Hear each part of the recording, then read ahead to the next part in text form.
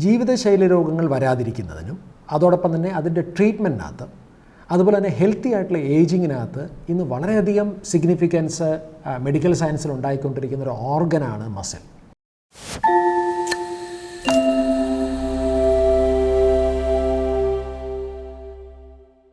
നമ്മൾ പൊതുവേ മസിൽസിന് അങ്ങനെ വലിയ പ്രാധാന്യമൊന്നും കൊടുക്കാറില്ല. ഈ അടുത്ത കാലത്ത് എൻ്റെ ക്ലിനിക്കിൽ വന്ന ഒരു ലേഡിയാണ്. ഷീസ് 30+, 2 ഡെലിവറി കഴിഞ്ഞു. പുള്ളിക്കാരിക്ക് മെയിനായിട്ടുള്ള കൺസേൺസ് ഡയബറ്റീസ് അതിൻ്റെ ഒരു സിംറ്റംസ് കാണുന്നുണ്ട്. ബ്ലഡ് ഷുഗർ ലെവൽസ് ബോർഡർ ലൈനിലാണ്, എലിവേറ്റഡ് കൊളസ്ട്രോൾ ഉണ്ട്, കുറച്ച് വണ്ണം കൂടുന്നുണ്ട്. ഞാൻ മാഡമായിട്ടൊന്ന് ഇൻറ്ററാക്ട് ചെയ്തതിന് ശേഷം ഞാൻ പറഞ്ഞു, madam you have serious muscle loss. ആ കണ്ടീഷനെ വിളിക്കുന്നത് സാർക്കോപീനിയ എന്നാണ്. സാർക്കോപീനിയ ഒരു ഗ്രീക്ക് വേർഡാണ്. അതിൻ്റെ അർത്ഥം തന്നെ പോവർട്ടി ഓഫ് ഫ്ലഷ് എന്നാണ്, അതായത് പേശികളുടെ ദാരിദ്ര്യം എന്നാണ്. പക്ഷേ പുള്ളിക്കാരി ഡിനേ ചെയ്തു. എനിക്കങ്ങനെ ഉണ്ടാവാൻ സാധ്യമല്ല, കാരണം ഞാൻ കഴിഞ്ഞ കുറേ നാളുകളായിട്ട് തന്നെ ഓൾമോസ്റ്റ് ഒരു 70 കിലോ മാത്രമേ വെയിറ്റ് ഉള്ളൂ. അങ്ങനെ വെയിറ്റ് കുറയണമായിരുന്നല്ലോ എന്നുള്ള. ഇവിടെയാണ് ഫണ്ടമെൻ്റലായിട്ടുള്ള കാര്യം നാം മനസ്സിലാക്കേണ്ടത്. Your wait may be the same, പക്ഷേ മേ ബി ഒരു 20-25 വയസ്സുള്ള സമയത്ത് വെയിറ്റ് 70 ആയിരിക്കാം. ആ സമയത്ത് മസിൽസിൻ്റെയും ഫാറ്റിൻ്റെയും അനുപാതം, proportion of muscle to fat ഒന്നാണ്. പക്ഷേ ഇപ്പോഴും വെയിറ്റ് സെയിം ആയിരിക്കാം, പക്ഷേ you must have lost the muscle and the muscle must have been replaced by fat. മസിലിൻ്റെ സ്ഥാനത്ത് കൊഴുപ്പ് വന്നു. ഇതാണ് ഇവിടെ സംഭവിച്ച പ്രധാനപ്പെട്ട കാര്യം. ഇത് വളരെയധികം സിഗ്നിഫിക്കൻ്റാണ്. ഇന്ന് ഇതിനെക്കുറിച്ചിട്ടുള്ള സെപ്പറേറ്റ് ആയിട്ടുള്ളൊരു ഡിസിപ്ലിൻ തന്നെയുണ്ട്, and that's called muscle centric medicine എന്നാണ് പറയുക. വളരെ പൈനിയേഴ്സ് ആയിട്ടുള്ള ലീഡിംഗ് ആയിട്ടുള്ള ചില എക്സ്പേർട്സ് തന്നെ ഈ മേഖലയിലുണ്ട്. ഒരുപക്ഷെ നിങ്ങൾക്ക് അവരുടെ ആർട്ടിക്കിൾസൊക്കെ വായിക്കാൻ സാധിക്കുകയാണെങ്കിൽ വളരെ നല്ല ഇൻട്രസ്റ്റിംഗ് ആണ്. ഡോക്ടർ ഡോൺ ലേമാൻ, അതുപോലെ doctor Stu Phillips, doctor Douglas Paddon, doctor Gabrielle Lyon, ഇവരുടെയൊക്കെ തന്നെ വളരെയധികം പഠനങ്ങൾ ഈ മേഖലയിൽ നടത്തിക്കൊണ്ടിരിക്കുന്നുണ്ട്. ഈ അടുത്ത കാലത്തെ പഠനങ്ങൾ പലതും പറയുന്നത് ഓരോ വർഷം കൂടുന്തോറും നമ്മുടെ ശരീരത്തിൽ ഏകദേശം 1% പേശികൾ നഷ്ടപ്പെടുന്നുണ്ട്. അങ്ങനെയാണെങ്കിൽ ഒരു 10 വർഷം കൂടുമ്പോൾ ഒരു 8 to 10% നമുക്ക് മസിൽ ലോസ് വരുന്നത്. And this is very critical and this is very significant. അപ്പോൾ അതുകൊണ്ട് തന്നെ ബോധപൂർവമായിട്ട് നമ്മളിതിനെക്കുറിച്ച് മനസ്സിലാക്കുകയും നമുക്ക് മസിൽസ് പ്രിസർവ് ചെയ്യാനുള്ള അല്ലെങ്കിൽ അത് ഇമ്പ്രൂവ് ചെയ്യാനുള്ള സ്പെസിഫിക് ആയിട്ടുള്ള ഒരു ഡയറ്റും അതുപോലെ തന്നെ ലൈഫ് സ്റ്റൈൽ മോഡിഫിക്കേഷനും ആവശ്യമാണ്. ശരീരത്തിൽ മസിൽസിൻ്റെ പ്രാധാന്യം എന്താണ്? നമുക്ക് എല്ലാവർക്കും അറിയാവുന്ന ഒരു പ്രധാനപ്പെട്ട റോള്, നമ്മുടെ ശരീരത്തിലെ ഏറ്റവും പ്രധാനപ്പെട്ട ഒരു ലോക്കോ മോട്ടോർ ഓർഗനാണ് മസിൽ എന്ന് പറഞ്ഞത്. അത് എല്ലാവർക്കും അറിയാവുന്നൊരു കാര്യമാണ്. പക്ഷേ അതിനേക്കാൾ ഉപരി വളരെ പ്രാധാന്യമുള്ള മറ്റ് ചില ഫങ്ഷൻസ് മസിൽസിനുണ്ട്. രണ്ടാമത്തത്, മസിൽ ഒരു മെറ്റബോളിക് ഓർഗനാണ്. എന്താണ് മെറ്റബോളിസം? നമ്മൾ കഴിക്കുന്ന ഭക്ഷണം പോഷകങ്ങളായി ശരീരത്തിലോട്ട് എത്തിച്ചേരുന്ന അവസ്ഥയാണ്, അല്ലെങ്കിൽ ആ ഒരു പ്രക്രിയയാണ് മെറ്റബോളിസം എന്ന് പറയുന്നത്. നമ്മൾ കഴിക്കുന്ന ഭക്ഷണത്തിൽ ഏറ്റവും പ്രധാനപ്പെട്ട പോഷക വസ്തുവാണ് കാർബോഹൈഡ്രേറ്റ്. അത് ഗ്ലൂക്കോസായിട്ട് മാറി ഈ ഗ്ലൂക്കോസിനെ ഏറ്റവും നന്നായിട്ട് കൈകാര്യം ചെയ്യാൻ കഴിയുന്ന ശരീരത്തിലെ ഓർഗൻ മസിലാണ്. പറയപ്പെടുന്നത് മസിൽസ് എന്ന് പറയുന്നത് ഗ്ലൂക്കോസിനെ സംബന്ധിച്ചൊരു വലിയൊരു സൂട്ട് കേസാണെന്നാണ് പറയുന്നത്. കഴിക്കുന്ന ഭക്ഷണത്തിലെ എല്ലാ ഗ്ലൂക്കോസിനെയും അപ്ടേക്ക് ചെയ്യാനുള്ള, അത് കൈകാര്യം ചെയ്യാനുള്ള കഴിവ് ഏറ്റവും കൂടുതലുള്ളത് ഒന്ന് മസിൽസിനാണ്. അപ്പോൾ അങ്ങനെയാണെങ്കിൽ നമ്മളുടെ ശരീരത്തിൽ പേശികൾ കുറയുകയാണെങ്കിൽ എന്ത് സംഭവിക്കും? നമുക്ക് ഗ്ലൂക്കോസിനെ ഹാൻഡിൽ ചെയ്യാനുള്ള നമ്മുടെ കപ്പാസിറ്റി കുറയും. അങ്ങനെ നോക്കിക്കഴിഞ്ഞാൽ നമ്മുടെ ശരീരത്തിൽ അല്ലെങ്കിൽ രക്തത്തിൽ അമിതമായി ഗ്ലൂക്കോസ് എലിവേറ്റഡ് ആവും. That can lead to a condition called hyperinsulinaemia. കാരണം ഇൻസുലിന് പ്രവർത്തനക്ഷമത കുറയുന്നു. That can lead to another condition called insulin resistance. അവിടെ നിന്നാണ് രക്തത്തിൽ അമിതമായി ഗ്ലൂക്കോസ് കൂടുന്ന ഹൈപ്പർ ഗ്ലൈസിമിയ ഉണ്ടാകുന്നത്. ചുരുക്കി പറഞ്ഞാൽ ടൈപ്പ് 2 ഡയബറ്റീസുമായിട്ട് വളരെയധികം ബന്ധം മസിൽസിനകത്തുണ്ട്. അതുപോലെ മറ്റ് പ്രധാനപ്പെട്ട രോഗങ്ങൾ, cardiovascular diseases, hyper tension, Alzheimer's disease, എന്തിന് അമിതവണ്ണം ഉണ്ടാകുന്നതിൻ്റെ പ്രധാനപ്പെട്ട കാരണങ്ങളിലൊന്നും ഈ പേശികൾക്കുണ്ടാവുന്ന ശോഷണമാണ്, ഡിറ്റീറിയേഷനാണ്, സാർക്കോപീനിയാണ്. ഒന്ന് ആലോചിച്ച് നോക്കിയാൽ, ഞാൻ നേരത്തെ സൂചിപ്പിച്ചു, നമ്മുടെ ശരീരത്തിൽ അമിതമായി കൊഴുപ്പ് അടിഞ്ഞു കൂടുന്നതിന് മുമ്പ് ഉണ്ടാകുന്നതൊന്ന് മസിൽസ് നഷ്ടപ്പെടലാണ്. പക്ഷേ ഇന്നത്തെ നമ്മളുടെ ഒബേസിറ്റി മാനേജ്മെൻറ്റിൽ, വെയ്റ്റ് മാനേജ്മെൻറ്റിൽ ഏറ്റവും കൂടുതൽ ഡിസ്കസ് ചെയ്യുന്ന എന്തിനാണെന്ന് ചോദിച്ചാൽ എങ്ങനെയെങ്കിലും ശരീരത്തിലെ കൊഴുപ്പ് കുറയ്ക്കുക എന്നുള്ളതാണ്. So the whole focus is around the problem, not on the solution. Actually discussion നടക്കേണ്ടത് നമ്മുടെ ശരീരത്തിലെ പേശികൾ കുറച്ചിട്ട് എങ്ങനെ ബെറ്റർ ആക്കാൻ പറ്റും എന്നുള്ളതായിരുന്നു ചർച്ച നടക്കേണ്ടിയിരുന്നത്. മൂന്നാമത്തെ ഏറ്റവും പ്രധാനപ്പെട്ട work, muscle is also an endocrine organ. ചില ഹോർമോണുകൾ, പ്രത്യേകിച്ചിട്ടും പേശികൾ നന്നായിട്ട് പ്രവർത്തിക്കുമ്പോൾ പേശികൾ ഉൽപ്പാദിപ്പിക്കുന്ന ഒരു ഹോർമോണാണ് മയോകൈൻസ്. ഈ മയോകൈൻസ് വളരെ നല്ല ആൻറ്റി ഇൻഫ്ലമേറ്ററി ഇഫക്റ്റുള്ള ഒരു ഹോർമോൺ ലൈക്ക് വർക്ക് ചെയ്യുന്നൊരു മെറ്റീരിയലാണ്. അതുണ്ടാക്കുന്നത് പേശികളാണ്. Even it can influence our brain functions.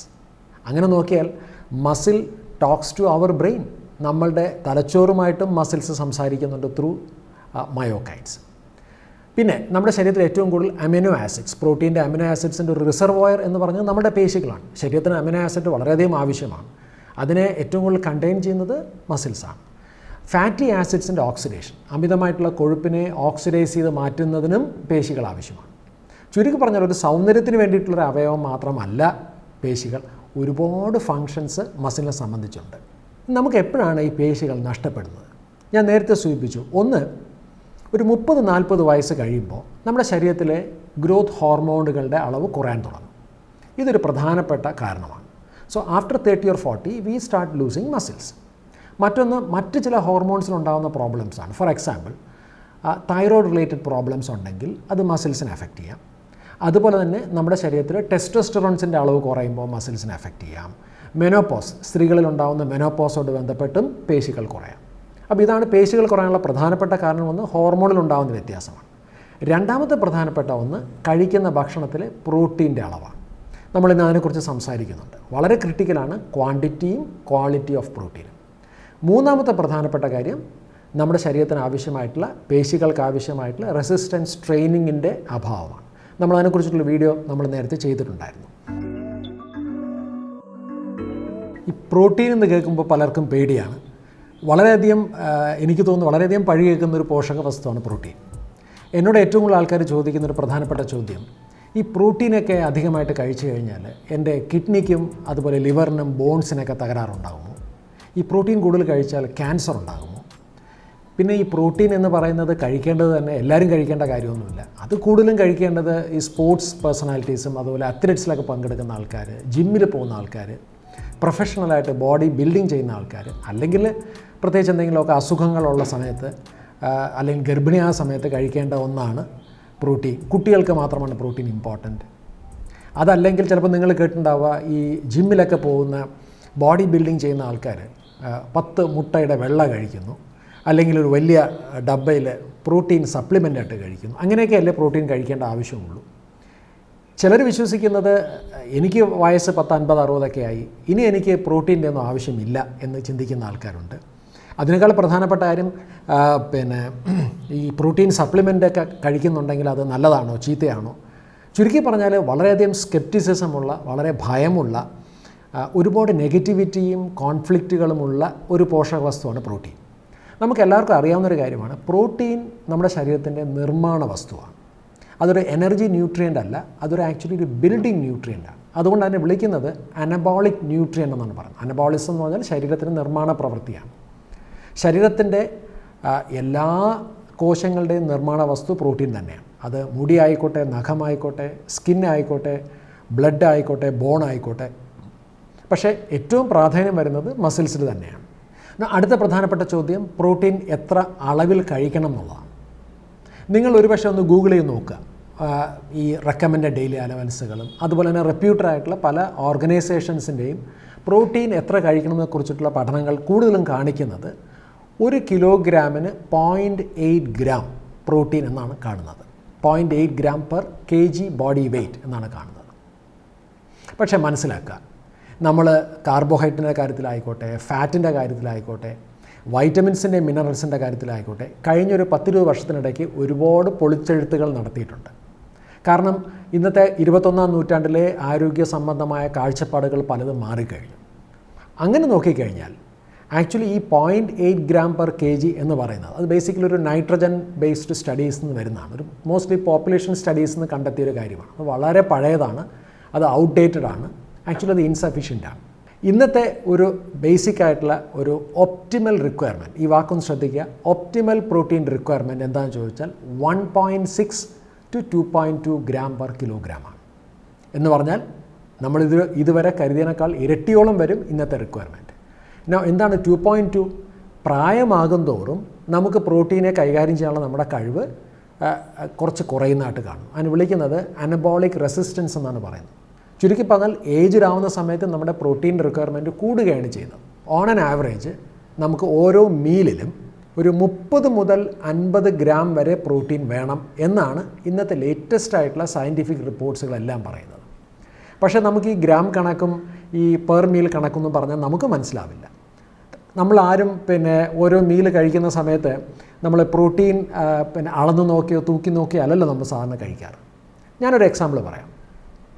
Suppose നിങ്ങൾ എന്നോട് പറയാണ്, ഞാനിന്ന് ബ്രേക്ക്ഫാസ്റ്റിൽ ഒരു ഗ്ലാസ് പാലും ഒരു മുട്ടയും കുറച്ച് കോൺഫ്ലേക്സുമാണ് കഴിച്ചത്.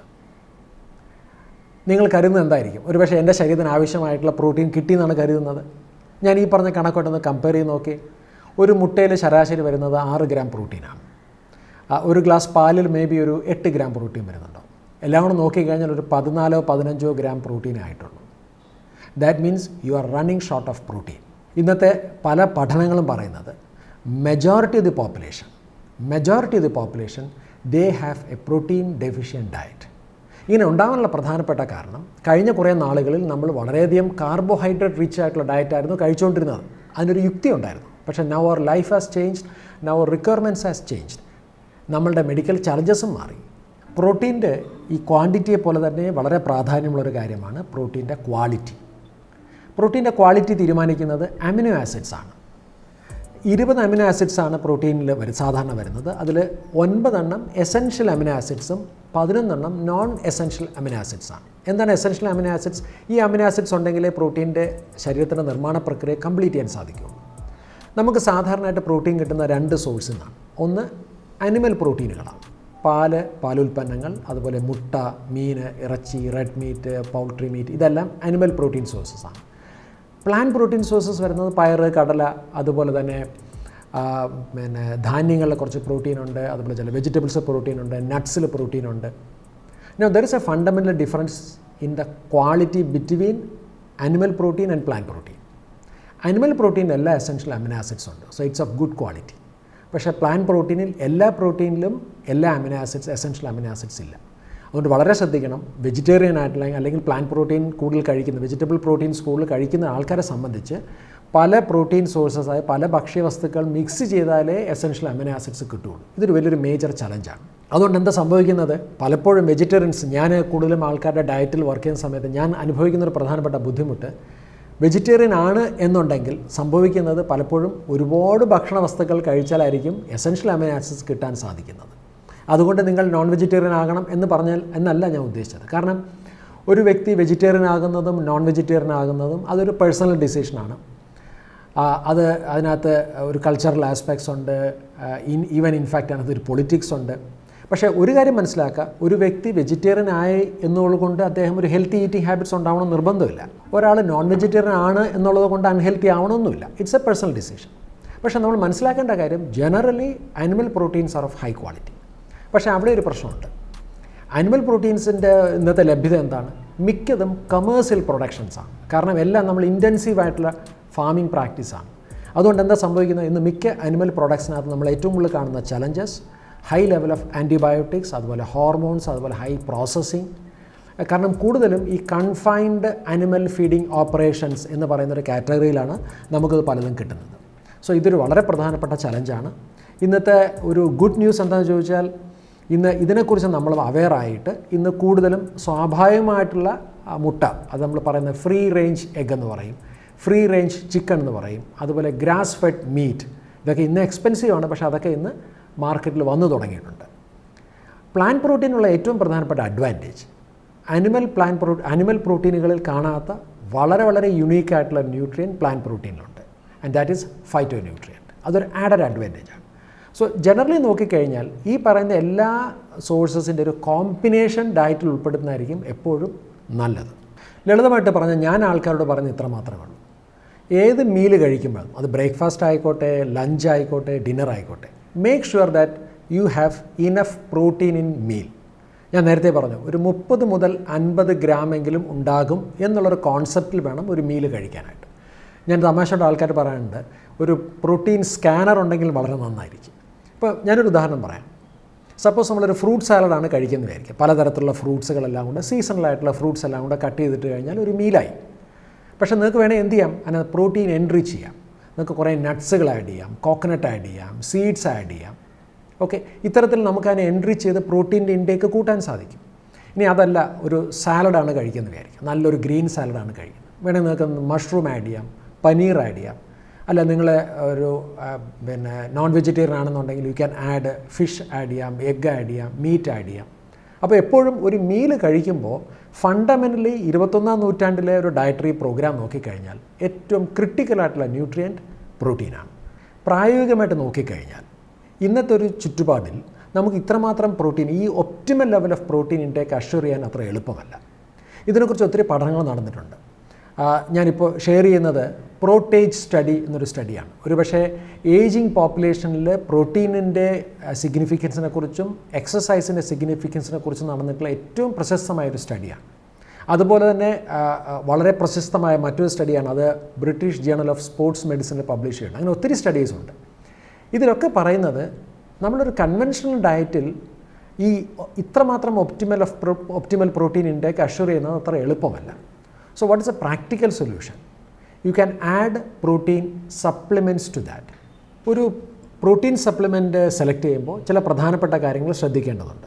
കാരണം വേറൊന്നുമല്ല, ഇന്ന് പ്രോട്ടീൻ സപ്ലിമെൻറ്റ്സ് ഫ്രീലി അവൈലബിൾ ആണ്. ഇപ്പോൾ ഹെൽത്ത് ക്ലബ്ബിലായിക്കോട്ടെ, ജിമ്മുകളിലായിക്കോട്ടെ, അല്ലെങ്കിൽ സ്പെസിഫിക് ആയിട്ടുള്ള പ്രോട്ടീൻ സപ്ലിമെൻറ്റുകൾ അല്ലെങ്കിൽ ന്യൂട്രീഷൻ സപ്ലിമെൻറ്റ് സ്റ്റോഴ്സ് എന്ന മാർക്കറ്റിലുണ്ട്, ഓൺലൈനിൽ അവൈലബിൾ ആണ്. എനിക്കറിയാവുന്ന നല്ലൊരു ശതമാനം ഇത്തരത്തിലുള്ള സപ്ലിമെൻറ്റുകളിനകത്തും ഒരുപാട് ഇഷ്യൂസ് ഉണ്ട്. അതുകൊണ്ട് ചില പ്രധാനപ്പെട്ട സെലക്ഷൻ ക്രൈറ്റീരിയാസ് ഒന്ന് ഷെയർ ചെയ്യാം. നമ്മുടെ മസിൽ ബിൽഡിങ്ങിൽ ഏറ്റവും പ്രാധാന്യമുള്ള അമിനോ ആസിഡാണ് ലൂസീൻ. അതൊരു ബ്രാഞ്ച് ചെയിൻ അമിനോ ആസിഡാണ്. കാരണം ലൂസീന് സ്പെസിഫിക് ആയിട്ട് തന്നെ നമ്മളുടെ മസിൽസ് പ്രോട്ടീൻ്റെ അനബോളിസത്തിനെ സ്റ്റിമുലേറ്റ് ചെയ്യാനുള്ള കഴിവുണ്ട്. അപ്പോൾ പേശികൾ നിർമ്മിക്കാൻ ഏറ്റവും പ്രധാനപ്പെട്ട പോഷകവസ്തുവായിട്ടുള്ള ലൂസീൻ അതിലുണ്ടാവണം. ഇതുകൂടാതെ മറ്റ് എസെൻഷ്യൽ അമിനോ ആസിഡ്സ് ഉണ്ടാവണം. രണ്ടാമത്തെ പ്രധാനപ്പെട്ട കാര്യം, അതൊരു ക്ലീൻ സോഴ്സ് ആയിരിക്കണം. ഒരു നോൺ ജനറ്റിക്കലി മോഡിഫൈഡ്, അതായത് ജനിതക മാറ്റം വരുത്താത്ത സോഴ്സുകളിൽ നിന്നുണ്ടാക്കുന്നതായിരിക്കണം. അതുപോലെ മറ്റൊരു പ്രധാനപ്പെട്ട ഒരു ക്വാളിറ്റി ക്രൈറ്റീരിയ ഉണ്ട്, അതിനെ വിളിക്കുന്നത് PDCAS എന്നാണ്. അതിനകത്തുള്ള അമിനോ ആസിഡ്സിൻ്റെയും ഡൈജസ്റ്റബിലിറ്റിയുടെയൊക്കെ ഒരു സ്കോറാണ് PDCAS എന്ന് പറയും. അതുപോലെ ഡയാസ്, ഇത് രണ്ടിൽ ഏതെങ്കിലും നല്ല സ്കോറുള്ളൊരു സോഴ്സ് ആയിരിക്കണം. അങ്ങനെ നോക്കിക്കഴിഞ്ഞാൽ ഇന്ന് നമുക്ക് റെക്കമെൻഡ് ചെയ്യാവുന്ന ഒരു നല്ലൊരു സോഴ്സ് വേ പ്രോട്ടീൻസുകളാണ്. ഇനി പ്ലാന്റ് പ്രോട്ടീൻ സോഴ്സസ് ഉണ്ട്, പലതരത്തിലുള്ള റൈസ്, പീ, ഹെംപ്പ്, സോയ്, ഇതൊക്കെ മിക്സ് ചെയ്തിട്ടുള്ള പ്ലാന്റ് പ്രോട്ടീൻ സോഴ്സസും ഉണ്ട്. സോ പ്രാക്ടിക്കലി നല്ലൊരു പ്ലാന്റ് മീലിനോടൊപ്പം ഒരു പ്രോട്ടീൻ സപ്ലിമെൻറ്റൂടെ ആണെന്നുണ്ടെങ്കിൽ it can make sure that you are having optimal intake of protein. ചിലപ്പോൾ നിങ്ങൾക്ക് തോന്നിയേക്കാം, പണ്ടൊന്നും നമ്മൾ പ്രോട്ടീൻ സപ്ലിമെൻറ്റ്സ് ഒന്നും ഉപയോഗിച്ചിരുന്നില്ലല്ലോ എന്നുള്ളത്. പക്ഷേ പണ്ടത്തെ കാലവും പണ്ടത്തെ ചുറ്റുപാടും അല്ല ഇന്നുള്ളത്. പണ്ടത്തെ കാറല്ലല്ലോ ഇന്നത്തെ കാർ. പണ്ട് നമുക്ക് എക്സസൈസിൻ്റെ ആവശ്യം ഉണ്ടായിരുന്നില്ല, നമുക്കിന്ന് എക്സസൈസ് ആവശ്യമാണ്. So what is A bottom line? ചുരുക്കത്തിൽ എന്താണ് നമ്മളിന്ന് സംസാരിച്ചത്? ഒന്ന്, ശരീരത്തിലെ ഏറ്റവും പ്രധാനപ്പെട്ട അവയവമാണ് പേശികൾ. നമ്മൾ അതിനെ പ്രിസർവ് ചെയ്യാനും അതോടൊപ്പം തന്നെ അതിനെ ഒന്ന് ടേക്ക് കെയർ ചെയ്യാനായിട്ടുള്ള ഒരു പ്രോഗ്രാം നമുക്കുണ്ടാവണം. രണ്ടാമത്തെ പ്രധാനപ്പെട്ടതൊന്ന്, ഏറ്റവും പ്രധാനപ്പെട്ട മസിലിനെ കോൺട്രിബ്യൂട്ട് ചെയ്യുന്ന പോഷകവസ്തു പ്രോട്ടീനാണ്. ഓരോ മീലിലും ഒരു 30 മുതൽ 50 ഗ്രാം എങ്കിലും പ്രോട്ടീൻ ഉണ്ടാകും എന്ന് ഉറപ്പാക്കുന്ന രീതിയിലൊരു ഭക്ഷണക്രമം ഉണ്ടാക്കിയെടുക്കാൻ നമ്മൾ ബോധപൂർവം ശ്രദ്ധിക്കേണ്ടത് ആവശ്യമാണ്. 3, പ്രോട്ടീൻ സപ്ലിമെൻറ്റേഷനെ കുറിച്ചിട്ടാണ്. ഒരു അഫോർഡബിൾ ആയിട്ടുള്ള പ്രോട്ടീൻ സപ്ലിമെൻറ്റ് നിങ്ങൾക്ക് നിങ്ങളുടെ റുട്ടീൻസിൽ ആഡ് ചെയ്യാൻ പറ്റുമെങ്കിൽ വളരെ നല്ലതാണ്. 4, ഇറ്റ് ഷുഡ് ബി എൻഹാൻസ്ഡ്, അല്ലെങ്കിൽ ഇതിനെ സർക്കിൾ കംപ്ലീറ്റ് ആവുന്ന എപ്പോഴാണ്? ഇതിനോടൊപ്പം നമുക്ക് റെഗുലറായിട്ടുള്ള ഒരു റെസിസ്റ്റൻസ് ട്രെയിനിങ്ങുകൾ അല്ലെങ്കിൽ മസിൽ മാസ് സ്ട്രെങ്ത് ബിൽഡ് ചെയ്യുന്ന എക്സസൈസുകളും കൂടി ഇൻറ്റഗ്രേറ്റ് ചെയ്യുമ്പോഴാണ് ഈ പിക്ചർ കംപ്ലീറ്റ് ആവുന്നത്.